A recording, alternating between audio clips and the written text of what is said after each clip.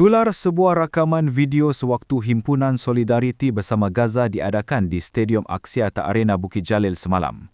Aktivis Sumut Flotilla Piu Rahmat ada bergurau dengan Perdana Menteri mengenai status mereka yang sama sebagai bekas banduan. Gurauan tersebut sekaligus mengundang rasa kurang senang di kalangan orang ramai yang menganggap Piu Rahmat tidak menjaga adabnya.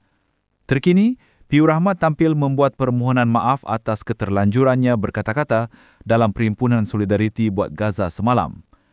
Tularnya perkongsian ini telah meraih perhatian para netizen. Menjengah di ruangan komen, pelbagai reaksi diberikan oleh netizen mengenai perkongsian tersebut. Tanpa membuang masa, mari saksikan video ini. Saya dengan Datuk Seri banyak persamaan, kami sama-sama banduan.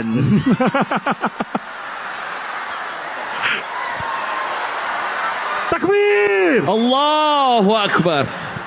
Pertama saya minta maaf kalau ada yang tersinggung tentang gurauan banduan saya banduan sama dengan PMX. Sebenarnya gurauan ni PMX sendiri yang mulakan.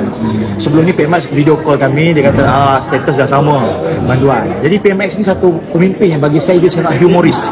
Humoris ni maksudnya kalau orang tahu perkataan ni, dia adalah seorang yang suka berjenaka.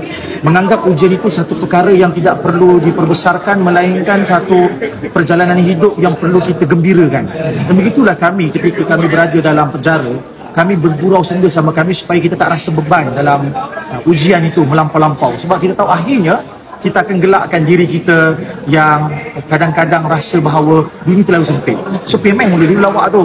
Jadi semua silap saya bawa ke atas pentas. Tapi saya jumpa balik PMX ni, saya minta maaf dengan PMX. Dia kata, PMX lagi sekali jawab apa? Memang saya banduan. Jadi PMX berbesar jiwa. Saya harap semua juga berbesar jiwa. Saya juga berbesar jiwa dan juga minta maaf sekali lagi kalau ada kesalahan dalam penyampaian saya. Dia majlis rasmi, sepatutnya saya tidak gurau seperti itu.